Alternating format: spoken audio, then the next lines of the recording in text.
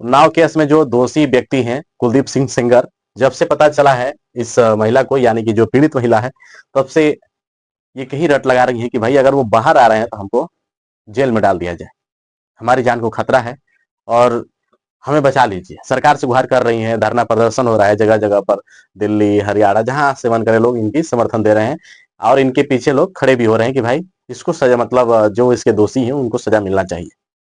इनके केस में बहुत सारी चीजें हैं जो अलग अलग समय में पता चला है। अभी कुलदीप सिंह सेंगर की जो बेटी है वो कह रही है, इनका कहना है कि अगर मेरे पिता के खिलाफ एक भी सबूत है उनके पास तो वो अपनी साक्ष्य रखें और मेरे पिता को फांसी दे दिया जाए। अब इनकी बातों को केवल अगर सुनेंगे आप लोग तो आपको ये महसूस होगा कि हो सके तो ये बेचारा निर्दोष भी हो सकता है। मतलब इनके हिसाब से जो उनकी बेटी है, जो उनकी डॉटर है, उनके हिसाब से वो अपने पिता को ये कह रही है कि मेरे पिता ऐसे नहीं है। और सोशल मीडिया पर केवल अफवाहें फैलाई गई थी 2017 में, ये जब घटना हुई तब से लेकर और अब तक केवल अफवाहें फैलाई जा रही है, और वो भी मीडिया के चलते, कुछ मीडिया के चलते। हालांकि इस केस में रेप का मामला है तो बहुत सारे लोग एक तरफ झुकाव ले लिए हैं, और वहीं पर हम लोग कभी मीडिया को फेस नहीं किया, कभी मीडिया के सामने बैठा नहीं। हमें विश्वास था कि हम लोग अपनी बात जिस जिस प्रकार से हम लोग रख रहे हैं, जिस प्रकार से अपनी बात हम रख रहे हैं कोर्ट में, हम लोग वहां से जीत कर आएंगे।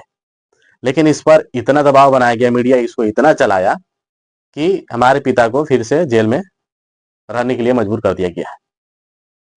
ये कहानी अब कहानी नहीं बन चुकी है, बहुत बड़ी एक स्टोरी हो चुकी है, और जिसमें क्या सच है क्या झूठ है उनकी बेटी खुद अब सामने आई है। हालांकि 2017 से ये बीच में कभी नहीं आई। अब ये दोबारा जब ये बाहर निकल रहे थे, इनको जब जमानत मिल रहा था, इनको बेल मिल रहा था हाई कोर्ट के द्वारा, तो बहुत सारे लोग इसका विरोध किए और इतना विरोध हुआ, पूरा देशों भर में इसका विरोध हुआ, जिसके चलते सुप्रीम कोर्ट ने फिर से इन पर रोक लगा दी, यानी कि इनकी जो बेल होने वाली थी उस पर रोक लगा दी गई। कब तक के लिए? जब तक इस पर जांच ना हो जाए, जब तक इस पर सुनवाई ना हो जाए, तब तक के लिए। अब इनके गांव वाले लोग क्या कर रहे हैं, ये तो अभी इनकी मैं बात बता रहा हूँ, इनकी जो बेटी है उनका ये पूरा कहा हुआ है। लेकिन अब इनके गांव वाले क्या कर रहे हैं, यहाँ गांव वाले लोग बहुत सारे मीडिया के चैनल अब धीरे धीरे वहां पर पहुंच रहे हैं कि आखिर इतनी बड़ी घटना हुई है तो उनके गांव वाले लोग क्या कर रहे हैं। और जब गांव में जब पत्रकार पहुंचे ये, तो पता चला कि बहुत सारी चीजें लोगों को पता ही नहीं है और छुपाया गया है। बहुत सारी चीजें जो अब धीरे धीरे खुलकर आ रहा है। इन्होंने सवाल किया गांव वालों से, तमाम लोग, ये गांव के लोग बैठे हैं, और बहुत सारी चीजें सामने धीरे धीरे निकल के आ रहा है। ये आ रहा है कि भाई बहुत से लोग कह रहे थे कि भाई कुलदीप सिंह सेंगर ठाकुर हैं या फिर राजपूत हैं या सिंह है, तो उसके चलते यहाँ पर योगी जी उनके पक्ष में है या फिर बीजेपी उनके पक्ष में है। लेकिन ये भी पता चला, उनके गांव के लोग बताए कि जिस लड़की से ये मैटर हुआ है वो भी उसी जात की है और उनके खुद ही मतलब खारी खानदान के लोग हैं वो। एक तो ये बात पता चली कि वो कोई और महिला नहीं है, किसी और मतलब गरीब घर से नहीं है। दूसरी बात पता चली कि वो गरीब घर से नहीं है, वो भी उनके एक एक व्यक्ति के ऊपर लगभग 4-4 फैक्ट्रियां हैं। इनके लड़की के 3 भाई थे। जो पीड़ित महिला है उसके पिता जो हैं 3 भाई हैं, और ये लोग गांव के लोग बता रहे हैं कि तीनों पर लगभग 10-10 या 15-15 मुकदमे हैं। एक व्यक्ति पर 10-10 मुकदमा, 15-15 मुकदमा।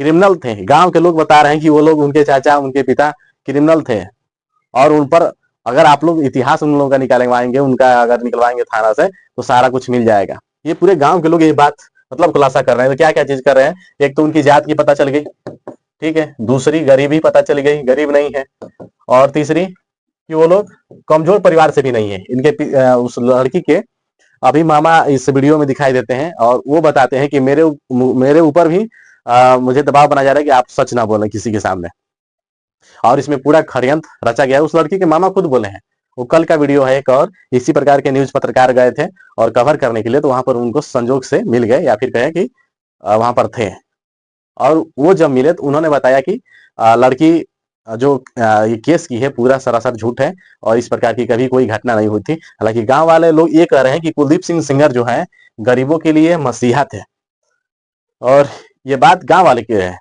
मतलब कई सारी बातें निकल कर आई। गांव वाले ये भी कह रहे हैं कि कांग्रेस जो मिलकर पूरा इस षड्यंत्र को रचा गया और उनके द्वारा इसको क्रिएट किया गया है, और इसका कारण एक ही है कि वहां से आज तक ना तो कांग्रेस का कोई सांसद हुआ ना विधायक हुआ। ये जिस सीट पर लड़ते हैं वहां से ये जीत जाते हैं, और इनका वर्चस्व धीरे धीरे बढ़ता गया। इसकी वजह से वहां पर जो लड़की की दादी थी वो चुनाव लड़ी थी, शायद 1400 वोट केवल पाए थे वो लोग, मात्र 1400 वोट, 1400 वोट, और वो चुनाव हार गई थी। तब से ये इन लोगों का लड़ाई झगड़ा चलता आ रहा है। और अभी फिलहाल 2026 हो गया और अभी भी ये केस चल रहा है, यानी कि 2000, ये लोग बता रहे हैं कि 2001 से या 2002 से ये लड़ाई स्टार्ट हुआ था, बीच में 2017 में उनको फंसाया गया और तब से आज तक उनको जेल में रखा गया है। अगर गवाही भी अगर देना है हम लोगों को, हम लोग चलकर गवाही भी दे देंगे।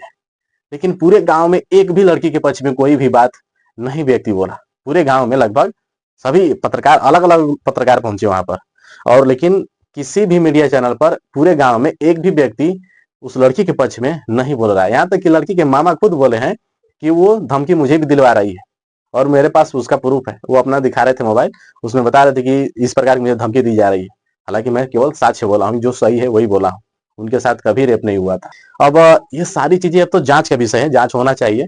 कोई भी जो दोषी है उसको सजा मिलना अति आवश्यक है, लेकिन जो निर्दोष है उसको छोड़ना भी उतना ही अति आवश्यक है जितना कि दोषी को सजा मिलना आवश्यक है।